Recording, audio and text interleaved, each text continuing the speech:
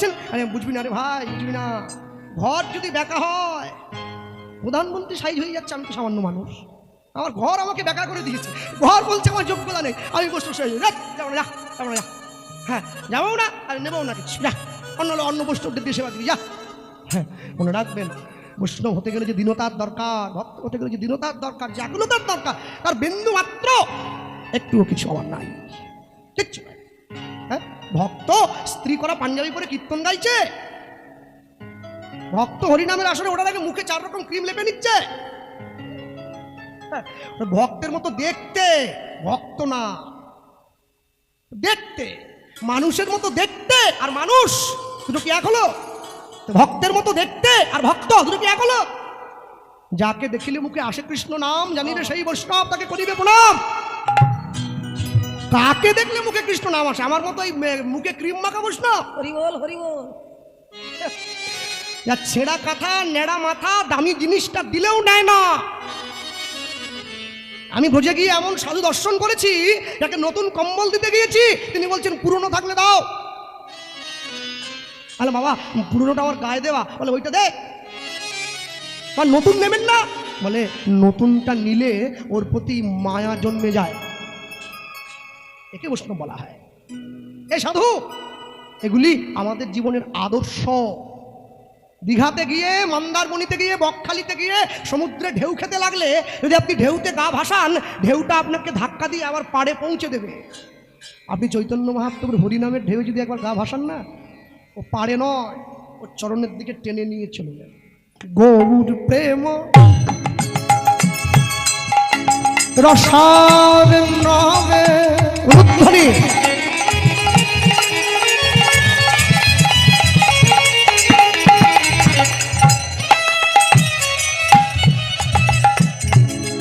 যে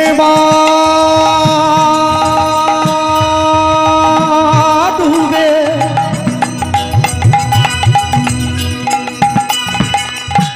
সে তরঙ্গে যে ডুবে, গৌর প্রেম রসার নবে প্রাণ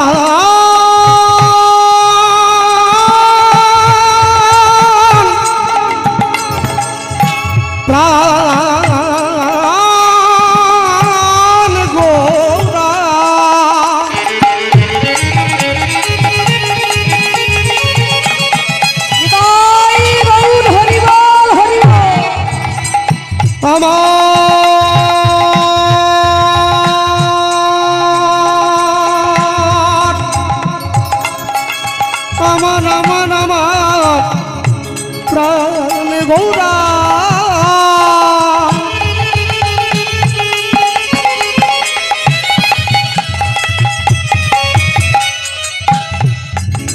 আমার আমার আমার প্রাণ গৌরা,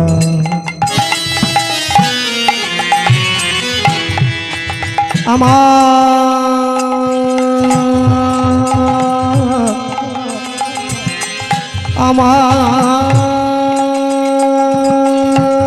গৌরা,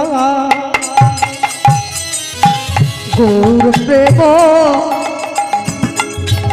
রসার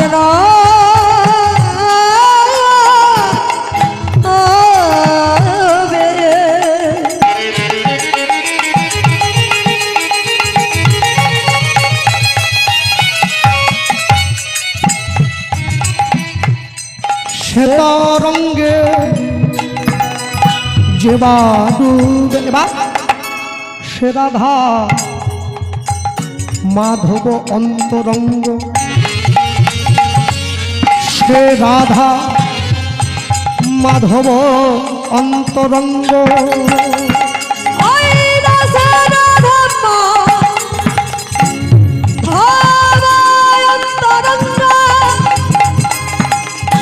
সে রাধা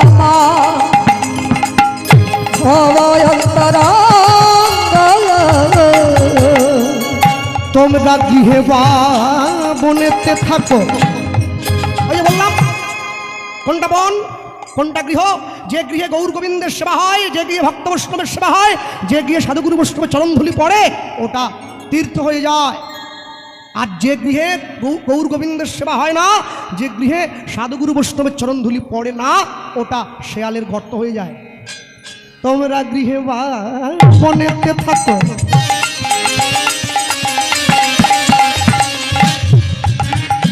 ওগো হা গৌরাঙ্গ বনে ডাকো, ওই না গৃহেতে বা বনে থাকো, হা গৌরাঙ্গ, হা গৌরাঙ্গ বলে ডাকো। তোমরা গৃহে বা বনেতে থাকো, তাই গৌর হরি বল হরি বল। ওগো হা গৌরাঙ্গ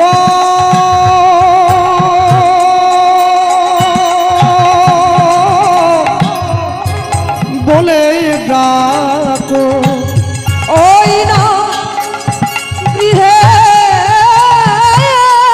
বাবানেতে থাকো, হা গৌরাঙ্গ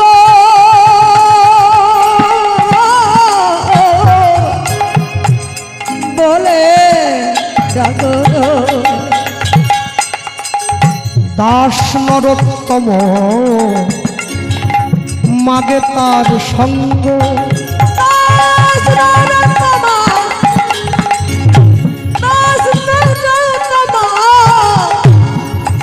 মাগে তার সঙ্গ, দাস নরোত্তম মাগে তার সঙ্গ, দাস নরোত্তমা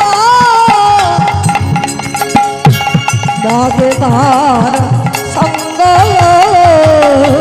আমি এক মুখে বলতে নারি, আমি এক মুখে বলতে নারি, আমি এক মুখে বলতে নারি, আমি এক মুখে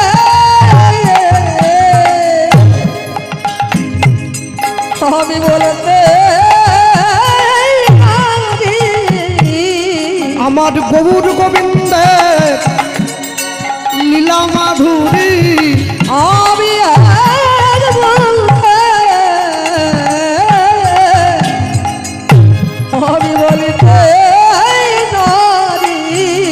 আমি যতবার বলি ততবার হারি, আমি এক মুখে বলতে নারি, ওগো যাইর লীলার বলিহারি, আমি এক মুখে বলতে নারি, আমার গৌর গোবিন্দের লীলা মাধুরী, এক মুখে বলতে নারি, আমি এক মুখে বলবো কত, আমি এক মুখে বলতে নারি, আমি যদি বা বলি বছর শত, এক মুখে বলতে নারি, আমার গৌর গোবিন্দের লীলা মাধুরী, এক মুখে বলতে নারি, এবার প্রেমানন্দে কাহ হরি হরি হরি, এক মুখে বলিতে নারি, প্রেমানন্দে কাহ হরি, এক মুখে বলিতে নারি, আমি এক মুখে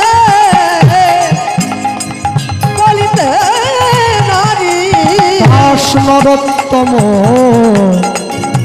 মাগে তার সঙ্গ, দাস নরোত্তম, নরোত্তম মাগে তার সঙ্গ। যে মায়েরা বসে আছেন, একটা কথা সর্বাগ্রে মনে রাখবেন, ভগবান শ্রীগোবিন্দকে যখন ব্রজগোপীগণ হারিয়ে ফেলেছিলেন রাস লীলাস্থলিতে দাঁড়িয়ে, ভগবানকে পাওয়ার জন্য ব্রজগোপীদের যে আকুল আত্মী, তাকে আপনারা গোপী গীত বলে বলেন। সেগুলি এখন আর রাসে হয় না, কারণ ওগুলো যিনি গাইবেন ও তো আর মানে ঝট করে পড়ে আর চট করে টুকে বলার জিনিস নয়। যিনি গাইবেন তাকে অনেক কষ্ট করতে হবে ওর জন্য। তো তিনি গাইবেন হয়তো, কিন্তু শোনার জন্য কেউ থাকবে না। বনে গিয়ে তো চিল্লালে হবে না, শোনার মতো লোক থাকছে। তা এজন্য শ্রীমদ্ ভাগবতের 29তম অধ্যায় বিশ্রামের পরে 30তম অধ্যায়ের শুরুতে ব্রজগোপীরা ভগবানকে একটা মজার কথা বলেছিলেন। তব কথামৃতম তপ্ত জীবনম কবিভিরীতাম কল্মষনাশম শ্রবণমঙ্গলম শ্রীমদাদতম ভুরি গৃণন্তিতে ভুরিদা জানা। গোপীগণ বলছে, গোপীগণ কথাটা শুরু করেছিলেন এটা বলে। এখন প্রথমেই কবিগণ বললেন তব কথামৃতম তপ্ত জীবনম। আচ্ছা, যারা অনেকে আছেন রামকৃষ্ণ পরমহংসদেবের কাছে ওই বেলুর মঠে দীক্ষা টিক্ষা নেয়, অনেকে আছে। রামকৃষ্ণ পরমহংসদেবের একটা বিখ্যাত বই আছে, বইটার নাম রামকৃষ্ণ কথামৃত। দেখবেন বাজারে পাওয়া যায়। আগে 5-6টা খণ্ডে ভাগ ভাগ ছিল, এখন একসঙ্গে হয়ে গেছে। এই রামকৃষ্ণ কথামৃতের শুরুতেই এই শ্লোকটা বলা আছে, তব কথামৃতম তপ্ত জীবনম কবিভিরীতাম কল্মষনাশম শ্রবণমঙ্গলম শ্রীমদাদতম ভুরি গৃণন্তিতে ভুরিদা জানা। আর অনেকে আমাকে প্রশ্ন করেছে, দাদা এইটা কি রামকৃষ্ণদেবের লেখা শ্লোক? আমি বললাম না, এটা শ্রীমদ্ ভাগবতের শ্লোক। তাহলে শ্রীমদ্ ভাগবতের যদি শ্লোক হবে, তাহলে রামকৃষ্ণদেব কেন বললেন? রামকৃষ্ণদেব ভাগবত বড় ভালোবাসতেন। হ্যাঁ, যার ইষ্টবস্তু কালী, কি রামকৃষ্ণদেবের ইষ্টবস্তুকে মা কালী, কৃষ্ণ নয় কালী। যার স্মরণ কালী, যার মনন কালী, যার স্মরণ কালী, যার আধ্যাত্ম কালী, যার চৈতন্য কালী, এত বড় কালী ভক্ত হয়েও তিনি কৃষ্ণের কথা লিখছেন তার গ্রন্থের শুরুতে। কেন? তিনি বিচার করেছেন এর থেকে ভালো কথা একটা বইয়ের শুরুতে আর কিছু হবে বলে আমার মনে হয় না। তব কথামৃতম, তোমার কথারূপী অমৃত, তব কথামৃতম। এরপরে লিখছেন তপ্ত জীবনম। তপ্ত মানে কি? মানে বলো, গরম। গরম না, তপ্ত মানে গরম। জীবন মানে প্রাণ। তাহলে কি গরম প্রাণ? বিদ্যুৎ হয়ে যাচ্ছে না? আচ্ছা ঠিক আছে, বাদ দাও। জলের এক নাম জীবন, তাহলে তপ্ত মানে গরম, জীবন মানে জল। গরম জল মানে এ তো আরো ভয়ঙ্কর হয়ে গেল। এই জন্য লোকে বলে পণ্ডিতের কাছে গিয়ে ভাগবত পড়তে হয়। তপ্ত জীবনম, এইটির অর্থ বুঝতে গেলে ছিল বিশ্বনাথ চক্রবর্তীপাদ লিখছেন, মরুভূমিতে হাঁটতে হাঁটতে পথিক যখন দিক হারিয়ে ফেলে, পিপাসায় ক্লান্ত হয়ে যখন জলের জন্য ছুটে যায়, সেই সময় এক বিন্দু জল দিয়ে যে পথিকের প্রাণ রক্ষা করে সে কিন্তু পথিকের কাছে বড় প্রিয় হয়। সংসার মরুভূমিতে চলতে গিয়ে যারা কৃষ্ণ ভালোবাসে তারা যদি এক বিন্দু কৃষ্ণ কথার স্বাদ পায়, তাদেরও জীবনে যেন প্রাণ ফিরে আসে। এই জন্য লিখেছেন তপ্ত জীবনম। এরপরে লিখলেন কবিভিরীতাম, যে কথা কবিগণের দ্বারা প্রশংসিত। আমি তো সামান্য মানুষ, যে কথা কবিগণ পর্যন্ত প্রশংসা করে গেছে। সখী সেহরি কেমন বল, হয়নি? নাম শুনে যার এত প্রেম জাগে, চোখে আনে এত জল, সখী সে হরি কেমন বল। লিখেছে নজরুল ইসলাম, যার নাম শুনেই চোখে জল এসে যায়, তাকে দেখতে না জানি কেমন হবে। তবে তিনি এটাও লিখেছেন, আমি তাকে দেখিনি কিন্তু শুনেছি তিনি নাকি পৃথিবীতে আসেন। কি? আমি শুনেছি তিনি আসেন, তিনি এসে তার কর্ম করে যান। হ্যাঁ, তাই বারংবার ধরে একটাই কথা লিখেছেন। গানটির যাকে আপনারা, যাদের বাড়ির ছেলেমেয়েরা গান বাজনার সঙ্গে যুক্ত, এখানে অনেক রয়েছে যারা গৌরপিয়ার কাছে গান শেখে, ওরাও নব্য কীর্তন শিক্ষার্থী। আমিও শিক্ষার্থী, আমিও শিখি এখনও। তবে ওরা শিখছে, ওই দেখবেন কিছু কিছু গান একটা করে শিকুলি বলা হয়, মানে একটাই লাইন বারবার ব্যবহার হয়। সে হরি কেমন বল, একে শিকুলি বলা হয়। ওই একটা লাইন দেখবে মাঝখানে লেখা আছে, উপরে কিছুটা আবার নিচে কিছুটা, মাঝে একটা লাইন। সে কি আসে এই পৃথিবীতে, গাহি রাধানা বাঁশরীতে। সে কি আসে এই পৃথিবীতে, গাহি রাধানা বাঁশরীতে। যার অনুরাগে বিরোহী যমুনা হয়ে ওঠে চঞ্চল সখী। ওই আবার সে হরি কেমন বল, সখী সে হরি কেমন বল, সখী সে হরি কেমন বল।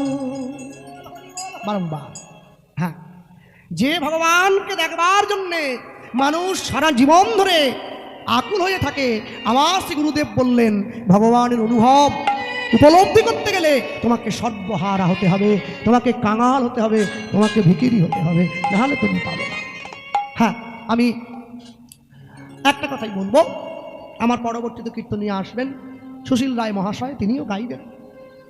তো আমি গৌরপ্রিয়ার বাবাকে জিজ্ঞাসা করেছিলাম যে তাহলে কাকু কীরমভাবে পরিবেশনটা হবে। তা উনি আমাকে বললেন, বাবা তোমাকে কিন্তু অনেক আশা করে আনা হয়েছে, কিছু মহামূল্যবান কথা তুমি আমাদের মাঝে বলবে, যেগুলো আমরা শোনার জন্য আগ্রহী। তা আমি বললাম তাহলে হিসেব মতো আমার পর্যায়ে কিন্তু উত্তর গোষ্ঠ পড়েছে। বলছেন হ্যাঁ, যা উত্তর গোষ্ঠ গাইতে গেলে তো বাবা মানে পদ গাইতে হয়। বলে হ্যাঁ গাইতে হবে অবশ্যই। না আমাকে বলছেন পদ গেয়ে কি ওই কথাগুলো বলা যায়? আমি বললাম পদ যখন গাওয়া হবে একটা কথার মধ্যে একটা জুড়ে দিলে রসভঙ্গ হয়ে যাবে। আমি যখন গাইবো পাল জোড়ো করশিদাম সান্দাও সিংহায়, তখন বিষম গায়ে নাম করে মায়, তার মধ্যে কি এইটা গুঁজে দেওয়া যায়? এ কেমন লাগবে? আরে কী হলো রে, তার থেকে কোথায় গুঁজে দিচ্ছে। ওইটা যখন চলবে শুধু ওটাই চলবে, ওখানে অন্য কিছু চলবে না। তাহলে আপনারা বলুন, যারা চালাচ্ছে তারা চাটনির পরে আবার আলু ভাজার থেকে শুরু করে। হ্যাঁ, এই দুপুরে মেয়েগুলো আমাকে খেতে দিচ্ছিল আর চাটনি দিয়ে দিচ্ছে, মানে খাওয়া শেষ। আমি যদি বলি আরে আলু ভাজা নিয়ে আয় তো, কেমন লাগবে? মুখ মিষ্টি হয়ে শেষ। আর চালাচ্ছে কি? চালাচ্ছে না, বলুন গুঁজিয়ে দিচ্ছে। একটার সঙ্গে একটা গুঁজিয়ে দেওয়া যায়? হ্যাঁ,